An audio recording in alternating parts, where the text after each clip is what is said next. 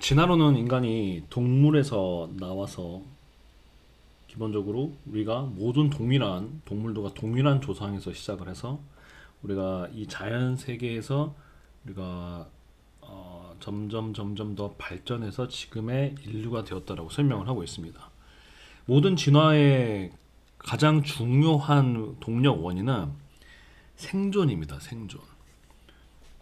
어떤 그들의 논리에 의해서 어떤 새로운 종이 나타났을 때, 여러 가지 종이 나타났을 때, 그 중에서 가장 환경에 적합한 자, the most fit, 가장 적합한 자가 survive 하는 겁니다. the most fit survive. 이게 진화론의 가장 기본적인 진화의 원리입니다. 왜 이것이 진짜로 생물학적으로 발생한다는 것도 우리 눈에 실제로 나타나지도 않을 뿐더러, 자, 여기서 오해하지 마시기 바랍니다. 그들은 이 진화가 눈에 보이지 않는다라고 얘기를 하면은 나타난다고 합니다. 그걸 보면은 대부분 기존 종이 환경에 적응을 하면서 조금씩 자기의 기능이나 신체 모양을 잠깐 바꾸는 거를 그들은 자꾸 이 진화의 증거라고 얘기하는데, 제가 말하는 거는 그들이 원래 이론을 펼치고 있는 것처럼 단세포가 갑자기 다세포 생물이 돼버린다든지, 지렁이였던 녀석에서 갑자기 눈이 생겨난다라든지, 날지 못하던 생명체에 갑자기 날개가 돋쳐버린다든지 하는 완전히 우리가 종이라고 구분을 짓는 것을 뛰어넘는 기존에 존재하지 않던 종이 나타나는 것을 말하는 거예요. 얼마든지 하나님께서 우리에게 어느 정도 변화하는 환경에 적응할 수 있는 능력을 각 개체, 그것도 개체마다 다르게, 각 생명의 종물마다 다르게 능력을 주었을 수 있어요. 그러면 그 능력에 따라서 때로는 좀 자기 모습을 바꾸고 새가 좀 부리 모양도 바꾸고 하는 건 자연스러운 적응이죠. 근데 그걸 말하는 게 아닙니다. 전적으로 새로운 종이 나타나는 거. 일례로 그럼 하나 물어봅시다. 인간, 지금 신인류가 나타난 적이 있습니까? 새로운 인류가?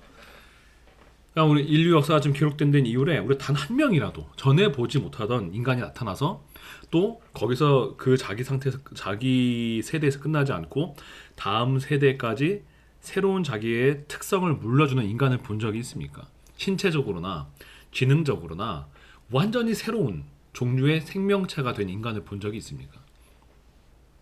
없죠. 네. 다른 동물들도 마찬가지예요. 지금 이렇게 환경이 급변하고 있어서 엄청난 자극이 주어질 텐데, 생명체들한테 생존에 대한, 지금 지구 온난화로 인해서 뭐 북극곰이 이제 더 이상 그런 북극에 거하지 않고 좀 더 따뜻한 지역에 거할 수 있게 생체가 변화가 됐다라고 한다라든지, 아니면 이러한 새로운 환경의 자극에 의해서 멸종해가는 다른 생명체들이 자기 모습을 바꾸는 걸 우리가 본 적이 있냐는 말이죠. 새로운 종이 나타나는 겁니다. 이 지구 환경에 적응하고 있는, 변화하는. 아니죠. 근데 그들의 논리대로 따지면 뭐 여러 가지 무슨 뭐 여러 뭐 캄보르디아부터 시작해서 제가 이름을 다 외우진 않습니다만, 그러한 각 그들이 구분한 세대들이 변할 때마다 새로운 종이 나타나는데 우리는 지금 안 그러고 있잖아요. 이 정도면 격변의 시대 아닙니까? 어쨌든 그런 얘기는 이제 저차하고, 제가 하고 싶은 이게 아니었는데 여기까지 나왔습니다. 자, 인간을 보세요. 인간은 너무나 특별합니다. 자, 여러분이 인간을 얄팍하게 이해하고 있으면 뭐가 다르냐, 옷 입고 있는 원숭이밖에 되지 않느냐라고 얘기할 수 있겠습니다만은, 인간과 같은 존재가 이 행성에 존재하지 않습니다. 자, 첫 번째 가장 뭐가 다르냐면 우리에게는 이성이 있어요. 논리를 판단하는 능력이 있어요.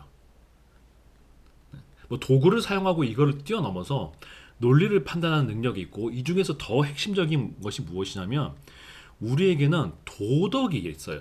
윤리적 기준이라는 게 있단 말이죠. 이 윤리적 기준에 대해서 진화론자들은 이게 설명이 안 되니까 계속 윤리적인 기준이 생존에 도움이 됐기 때문에 발달했다라고 얘기해요. 근데 여러분, 우리가 어떤 나쁜 짓을 하거나 옳은 일을 할 때 느끼는 것은, 아, 내가 생존에 적합한 일을 했다라고 느끼는 게 아니에요. 자, 예를 들어 볼까요? 여러분이 소화기 설치 규정이 있어요. 그러니까 소화기 설치 규정대로 소화기를 잘 설치해 놓고 있어요. 자, 그러면 여러분은 이걸 왜 해야 된다고 느낍니까? 도덕적으로라서 라기보다는 소화기를 제자리에 잘 놓는 것이 우리의 안전에 도움이 된다라고 느껴서 그 행동을 하는 거예요. 자, 그런데 우리가 예를 들어서 거짓말을 하는 사람을 봅시다. 우리 뭐 뭐 공인이나 연예인이 거짓말하면 난리가 나죠. 자, 거짓말하는 사람을 봅시다. 우리가 거짓말을 한다라고 느낄 때 우리의 안전에 위험이 되는 일을 했다. 우리의 생존에 도움이 되지 않는 일을 했다라고 해서 거짓말을 하지 말자라고 느끼는 게 아닙니다. 우리는 뭐라고 느껴요? 간단하게 나쁜 짓 했네. 인간이 하지 말아야 할 짓을 했네 라고 우리는 생각하잖아요. 근데 지금 인간이 해야 할 행동은 대체 적자 생존의 진화론과 무슨 관계가 있습니까? 아무 관계가 없어요. 그들이 말하는 생존의 적합성과 거짓말을 하고 안 하는 것, 남을 사랑하고 미워하지 않는 것은 아무런 관련성이 없어요. 물론 그게 간접적으로는 도움이 되겠죠. 간접적으로는 그것이 결국에는 실제적으로 도덕적인 행동을 모두가 하게 되면 공동선이 유지가 되니까는 이게 간접적으로는 생존에 도움이 되겠죠. 그러나 생존과 상관없이 우리는 거짓말이 나쁘다고 생각하는 겁니다. 생존과 상관없이. 심지어 죽어가는 사람, 단둘이 무인도에 있다고 할지라도 거짓말은 해서는 안 되는 겁니다. 둘이 거짓말하는 게 아무런 해악을 갖지 않는다 할지라도 거짓말을 하면 안 되는 것이죠. 물론 이제 여기에 대해서 그 거짓말이 선의의 거짓말이 이런 게 있을 수 있습니다만은 저는 악의적인 거짓말을 말하는 거예요. 그 악의적인 거짓말이 반대로 우리의 생존에 아무런 영향을 주지 않는다 할지라도 거짓말을 하면 안 되는 거죠. 사람을 미워하는 거, 마음속에서 증오를 품고 있어요. 그게 상대방한테 아무런 해악을 가하지 않는다 할지라도 그런 마음을 가지면 안 되는 거죠. 그래도 상관없다고요? 그런 거짓말 하지 마세요. 지금 반대로 당신 앞에 어떤 당신이 친구라고 여기는 사람이 있다고 생각해 봅시다. 근데 그 사람이 평생을 사실은 당신을 미워하고 당신을 증오하면서 살고 있어요. 그런데 그 사람은 죽을 때까지 그걸 표현하지 않을 것이고 그는 꼬박꼬박 당신에게 좋은 이득을 줄 수 있고 도움을 줄 수 있어요. 근데 그 평생을 당신을 질투하고 미워했어요. 그럼 당신은 그 사람이 옳다고 생각할 겁니까? 아니잖아요. 도덕과 윤리는 생존에 간접적으로 영향이 있지 생존 때문에 나타난 것이 아닙니다. 진화론의 논리들에서 나타날 수 있는 성질이 아니에요. 근데 그렇다고 한다면 다른 동물들은 왜 우리 같은 수준의 도덕 수준을 가지고 있지 않을까요? 여러분 대체 동물들에게 어느 정도의 인간 같은 윤리가 어디 있습니까? 없어요. 침팬지 사회를 보세요. 가장 중요한 것은 적자 생존이에요. 가장 이 환경에 들어맞는 자가 그 환경의 우두머리가 되고 그 환경에 적합하지 않은 자는 도태되고 멸망하고 망하는데 다른 동료들도 그걸 그냥 놔둬요. 놔둔다고요. 그러니까 진화론은 동물 세계만 보고 있으면 적자 생존이라는 말이 맞아 보여요. 물론 이것도 다른 얘기입니다만 이거에 예외로 보이는 행동들이 굉장히 많이 보여요. 그럼 예를 들어 이거 잠깐 다른 얘기를 해봅시다. 소가 왜 이렇게 인간에게 잘 갖추게 되어줄까요? 뭐 그게 이득이 돼서라고 말하는 또 진화론자들은 그게 이득이 된답니다. 무슨 이득이 됩니까? 그렇게 살다가 다 죽는데 무슨 이득이 됩니까? 근데 소들은 그 양들을 보면 그냥 인간한테 그렇게 순종을 해요. 아니 우리한테 잡아먹히나 늑대한테 잡아먹히나 무슨 차이가 있어요. 핵심은 잡아먹히는 거 아닙니까? 그냥 풀에서 자유롭게 살다가 차라리 늑대한테 잡아먹히거나 호랑이한테 잡아먹히는 게 낫지 않을까요? 그리고 이것도 가만히 보면 굉장히 이상해요. 소라는 동물이 신체적으로 절대 약하지 않아요.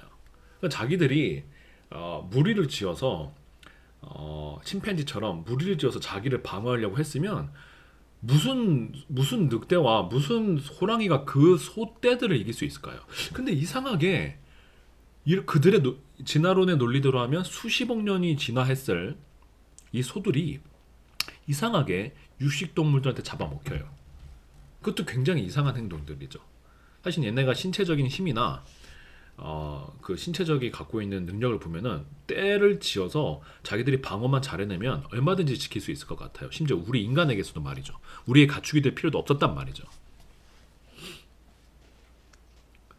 근데 그들이 성질이 온순해서 우리의 가축이 되고 또 야생에 있는 소들도 육식동물한테 잡아먹힌단 말입니다. 왜 그럴까요? 하나님이 그렇게 만들어 놓으신 거예요. 하나님이 그렇게 만들어 놓으신 거예요. 개를 보세요. 개가 무슨 늑대의 후예입니까? 지금 최근에 모르겠어요. 뭐 그렇게 주장을 해왔는데 얼마 전에 어떤 연구에서 보면은 둘은 다르다. 둘은 다른 종이다라고 뭐 양심적으로도 그렇게 얘기한 사람들이 있었던 것 같은데 여러분 늑대를 집에 키워서 많이 기르다 보면은 걔가 포메리안처럼 될 수 있을까요? 시추처럼 될 수 있을까요? 외모나 모양이나 성질이? 그 늑대에 가지고 있는 아무리 가축 늑대를 아무리 우리가 기어서 키워도 그게 정말로 개로 변한다고요? 잡식성 늑대는 잡식성이 아니잖아요. 늑대는 잡식이 안 돼요. 육식이란 말이에요. 늑대가 잡식이 될까요? 강아지처럼? 그 야생성을 정말 완전히 잃어버릴까요? 잃어버린다 한들 그게 개가 될까요? 그렇지 않아요. 그럼 지금부터 한번 늑대를 집에서 한번 키워보시죠. 그게 강아지처럼 변하는지. 강아지처럼 그렇게 사람 앞에서 온갖 애교를 다 버릴 수 있는 그런 존재로 결국은 크기마저 작아져 가면서 얼굴 모양수도 변해져 가면서 이빨 모양까지 변해가면서 변해가는지 한번 보시란 말입니다. 말도 안 되는 소리들을 하고 있는 거예요. 네, 여하튼 다시 인간 얘기로 돌아옵시다. 인간은 너무나 달라요. 윤리성, 이성이 너무나 달라요. 그리고 인간의 이 이성은 단순히 눈앞에 보이는 물질 세계만 탐구하지 않습니다. 수천 년 전의 철학자부터 시작해서 그들이 맞다는 것이 아니라 수천 년 전의 철학자들을 포함해서 수많은 종교들을 보면 인간은 눈에 보이지 않는 영적인 존재, 철학적으로 얘기하면 형이상학적 존재를 추구해요. 이게 왜 생겨날까요? 그런 존재가 있으니까 있는 거예요. 형이상학적 존재, 눈에 보이지 않지만 절대적인 존재, 영적인 존재가 존재하고 인간은 그것을 인지하기 때문에 인간은 수천 년 전부터 계속 영적인 존재에 대한 추구하는 종교성을 가지고 있는 거예요. 또 눈에 보이지 않는 어떤 근본 세상의 뭐 물리 법칙이든 근본 세상의 패턴과 원리를 추구하는 추상적인 것을 생각하는 능력을 가지고 있는 것입니다. 왜 그럴까요? 하나님의 형상을 따라 인간이 지어졌기 때문입니다. 그래서 오늘 창세기 1장 26장 27절에 가장 인간의 근본에 대해서 짧으면서도 명확하게 우리에게 진리를 말씀해주고 있어요. 그리고 여러분 내면에도 이 말씀이 선포될 때 여러분이 강팍한 마음만 가지지 않는다면 고집스러운 마음을 버린다면 이 말씀이 여러분의 마음을 강타할 거예요. 하나님이 이르시되 우리의 형상을 따라 우리의 모양대로 우리가 사람을 만들고 그들로 바다의 물고기와 하늘의 새와 가축과 온 땅과 땅에 기는 모든 것을 다스리게 하자 하시고 하나님이 자기 형상 곧 하나님의 형상대로 사람을 창조하시되 남자와 여자를 창조하시고 라고 성경 말씀은 말씀하고 있습니다. 이것보다 더 정확하게 인간이 가지고 있는 이 엄청난 차이, 모든 생명체, 진화론들이 주장하는 가장 우리의 이웃한다라고 하는 심팬지와 모든 영장류들과 압도적으로 다른 이 인간의 특성을 이렇게 명확하게 설명하는 것이 있을까요? 없습니다. 이게 단 하나의 절대적인 진리예요. 하나님이 우리를 당신의 형상대로 만드셨기 때문입니다. 그냥 만드신 것이 아니라 우리를 동물처럼 만드신 것이 아니라 우리가 동물과 다른 것은 심지어 우리가 모든 영장류와도 다른 것은 하나님께서 하나님의 형상대로 우리를 만드셨기 때문이에요. 그래서 우리도 하나님처럼 양심이 있는 거예요. 그래서 우리도 하나님처럼 윤리가 있는 거예요. 그래서 우리도 하나님처럼 도덕성이 있는 거예요. 그리고 우리도 하나님처럼 영혼을 가지고 있어요. 무엇보다 영혼. 여러분 영혼은 무슨 이상한 심령순사들이 말하는 것처럼 눈에 보이지 않는 유령 같은 게 아니라 핵심은 바로 당신의 내면이에요. 뇌를 말하는 게 아니라 당신의 내면, 당신의 브레인을 말하는 것이 아니라 당신의 스피릿, 당신의 영혼을 말하는 것입니다. 당신이 지금 옳고 그름을 느끼고 있는 거, 사랑을 느끼고 있는 거, 소망을 느끼고 있는 거, 때로는 절망을 느끼는, 슬픔을 느끼며, 때로는 도덕적인 옳고 그름을 느끼며, 더 넘어서 때로는 하나님과 같은 신적인 존재를 느끼고, 경외감을 느끼고, 경건함을 느끼고, 거룩함을 느끼는 당신의 그 존재, 그게 영혼이라는 거예요. 여러분 인간은 종교성이 있어요. 이걸 아무리 진화론자들이 부정하고 있어도 지금도 이렇게 21세기가 돼도 지구의 인구의 반은 최소한 신이란 존재를 믿고 있어요. 왜 그럴까요? 존재하기 때문이죠. 다만 그 신이 누구인지 오해하고 이해하지 못하고 그 신이 누구인지에 대해서 자기의 욕심에 이끌리고 인간이 가지고 있는 이 육체의 본성의 오류에 이끌리고 거짓에 이끌려서 이 진리 대신 하나님에 다가오지 못하는 그런 비참한 현실이지만 최소한 인류의 50%는 지금도 21세기인데도 신을 믿고 있어요. 여러분 진화론의 말년대로 한다면 정말 이상한 거 아닙니까? 모든 영장류를 포함한 모든 생명체가 신을 경배하는 본성을 가지고 있지 않아요.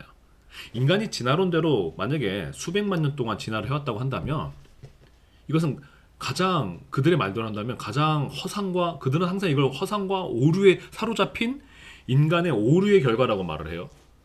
그럼 그건 오히려 더 없었어야죠.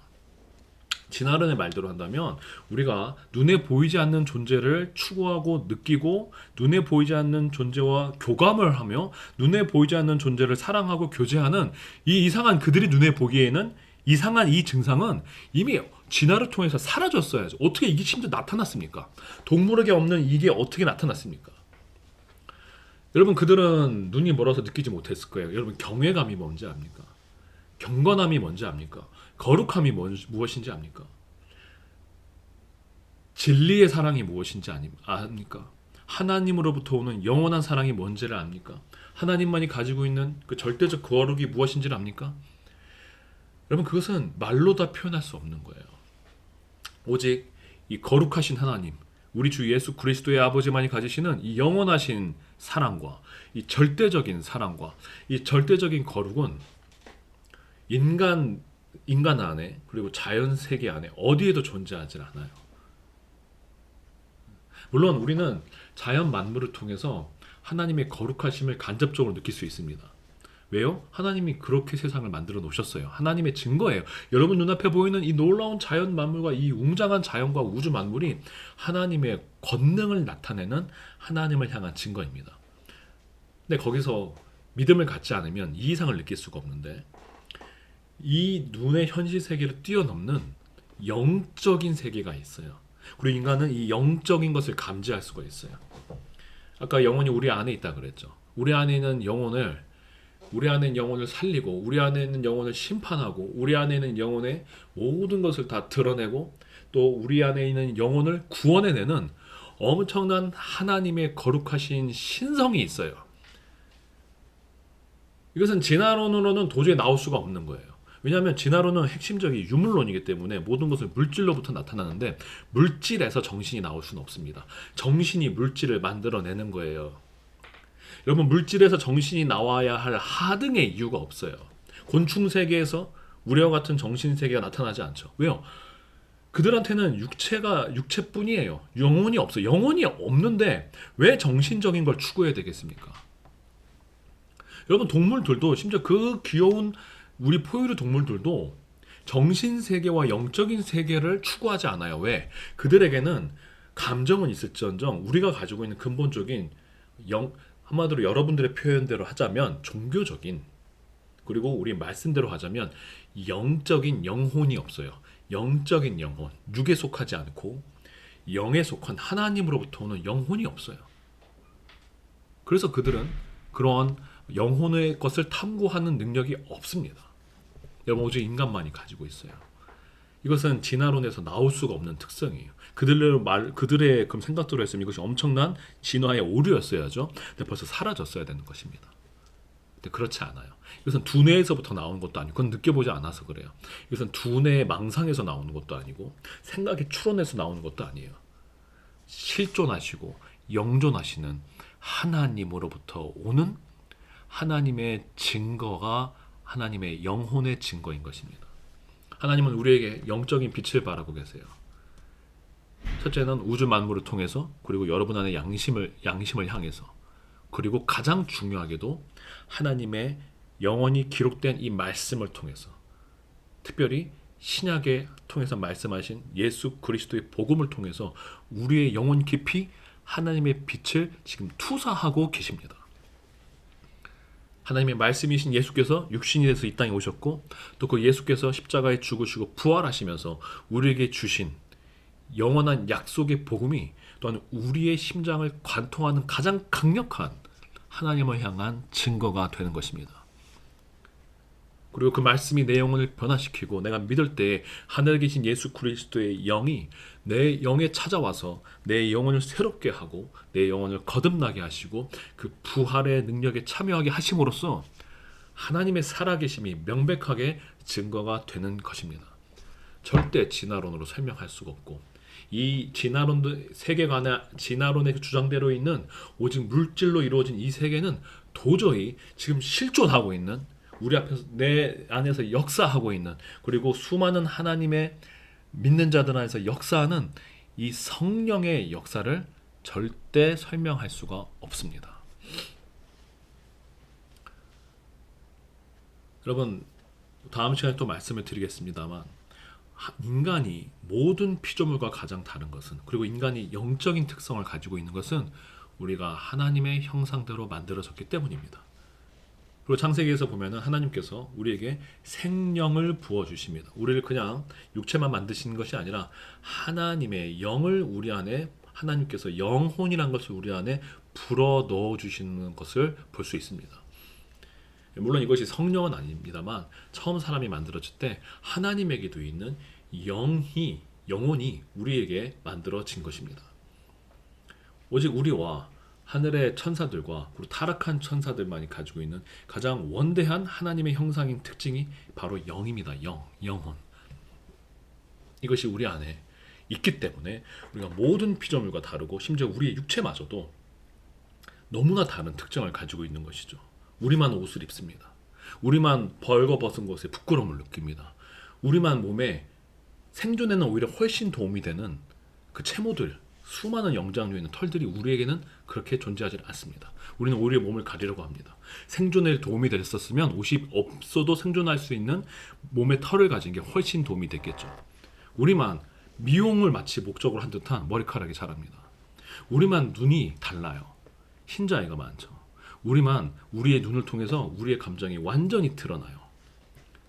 그냥 얼굴 근육이 아니라 우리는 우리의 눈에서 우리의 영혼의 상태가 밖으로 표출되도록 만들어져 있습니다. 여러분, 하나님의 형상으로 우리를 만드셨습니다. 근데 하나님의 형상이라고 지음받은 우리가 도리어 하나님의 형상으로 우리에게 주어진 그 지적인 능력을 가지고 도리어 거짓을 만들어 하나님을 배반하고, 도리어 하나님을 없이하고, 하나님이 눈에 보이지 않는다고 해서 하나님이 존재하지 않는다라고 하는 수많은 거만하고 교만한 과학적 지식을 만들어내고 있는 것입니다. 여러분, 과학적 지식이 진리가 아닙니다. 과학적 지식은 하나님을 배제한 채 만들어내고 있는, 영혼의 지식을 배제한 채 육으로만 더 높은 차원인 하나님의 영의 세계를 말살하려고 하는 지금 지적인 시도입니다. 과학은 절대 하나님을 이해할 수 없습니다. 하나님이 없는 과학은 절대 진리가 될 수가 없습니다.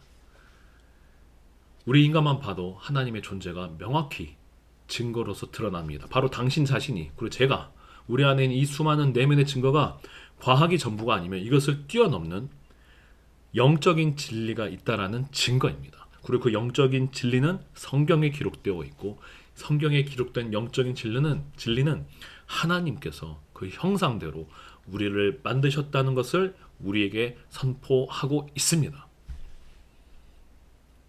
이로 인해서 다른 모든, 만약에 성경에서 6일 만에 창조하시고 이것이 뭐 실질상으로는 훨씬 더 긴 시간이 있어요. 그러나 하나님은 모든 것을 6일 만에 하실 수가 있으며, 우리 눈에 보이는 수많은 화석적 증거들이라고 말하는 수많은 것들도 하나님은 단 한순간에 만들어내실 수가 있습니다. 그들은 오스트랄로피테쿠스와 수많은 소위 말하는 호미닌이라고 하죠. 호미닌. 그렇죠? 우리의 조상되는 존재들이 있다고 말하는데 화석으로만 남아 있으며, 그들은 인간이 아닙니다. 인간은 오늘 말씀처럼 하나님의 형상을 받은 자가 인간입니다. 그들은 동물입니다. 침팬지보다 좀 더 똑똑한, 침팬지보다 더 나은 동물이었을 수는 있어요. 그러나 그들은 인간이 아닙니다. 왜냐하면 거기에는 하나님의 형상이 없기 때문입니다. 하나님은 우리에게 눈에 보일 것을 믿을 것인가, 눈에 보이지 않는 하나님을 믿을 것인가, 우리에게 선택지를 주십니다. 여러분, 눈에 보이는 화석을 믿겠습니까? 그 화석을 보면서 이게 인간이라고 믿겠습니까? 아니면 지금 하나님의 말씀을 따라서, 그리고 사실 지금 여러분 눈앞에 보이는 이 수많은 인간들이 진짜 인간이라는 걸 믿겠습니까? 인간이 아닌 동물들의 화석을 가지고 인간이었다라고 주장하는 과학자들의 말을 믿겠습니까? 아니면 진짜 지금 눈앞에 보이는 이 놀라운 존재들이 하나님으로부터 왔다는 것을 믿겠습니까? 저는 죽어버린, 사라져버린 영장류들의 화석을 가지고 인간이라고 주장하는 자들의 말보다, 저는 지금 완전히 모든 자연의 생물체들과 구별되는 우리 인간을 창조하신 하나님의 말씀을 믿겠습니다. 어디 있습니까? 대체 우리 같은 존재가 어디 있습니까? 그들의 말대로 한다면 수십억 년 동안 우리의 같은 지성과 윤리와 도덕을 가진 다른 고양이과 동물들, 다른 개과 동물들, 다른 공과 동물들이 왜 안 나타납니까? 침팬지는 왜 우리처럼 안 됩니까? 설명할 수 없어요. 뭐 그들은 그렇게 맞아. 그게 환경에 적합해서? 그럼 우리도 반대로 우리도 환경에 적합하지 않은 미술적, 예술적, 미학적, 그다음에 심지어 도덕적 특성들을 왜 가지고 있습니까? 우리가 가지고 있는 도덕적 특성을 보십시오. 약자를 도와야 된다는 것을 우리는 본능적으로 알고 있습니다. 여러분, 약자들은 환경에 적합하지 않은 자들입니다. 다른 동물들이 보호하지 않는 것처럼 그걸 우리도 보호하지 않는 것이 우리의 인간 종의 생존을 위해서 발전을 위해서 더 낫겠죠. 하지만 우리는 약자들, 심지어 장애인들, 심지어 돌연변이처럼 장애를 가진 사람들도 우리는 살려내야 한다는 걸 알고 있습니다. 우리는 너무나 다른 거예요. 때로 심지어 우리는 예수님의 모습에서 나타나는 것처럼 우리는 다른 사람의 생존을 위해서 나를 희생시킵니다. 생존이 가장 목적인 자연세계에서 나타날 수 없는 것이죠. 내 새끼도 아니고 내 자식도 아니고 전혀 모르는 다른 누군가를 위해서 내가 희생하는 것을 우리는 위대하다고 말합니다. 자연세계에 존재하지 않는 것입니다. 여러분, 제발 하나님이 없는, 그래서 진리가 아닌 과학자들의 말을 진리로 우상 숭배하는 것을 멈추고, 진화론자들의 말을 신의 말처럼 우상 숭배하는 어리석음을 멈추고, 우리를 당신의 형상대로 사람 가운데 창조하신 아버지 하나님께 회개함으로 돌아오시기 바랍니다. 여러분의 모든 하나님을 의심하고 불신하는 죄는 영원한 형벌에 가해질 죄입니다. 영원한 형벌에 떨어지지 마시고 하나님이 우리에게 주신 이 증거들만으로도 명백하며 무엇보다 우리에게 이렇게 명백하게 말씀으로 선포하셨습니다. 이 말씀을 믿고 하나님 앞에 회개하며 돌아오시기 바랍니다. 다음 시간에 더 이어서 로마서 2장 말씀까지 이어지게 인간에게 주신 하나님의 형상에 대해서, 그리고 이것이 얼마나 하나님의 증거하는지에 대해서 계속 말씀을 드리도록 하겠습니다.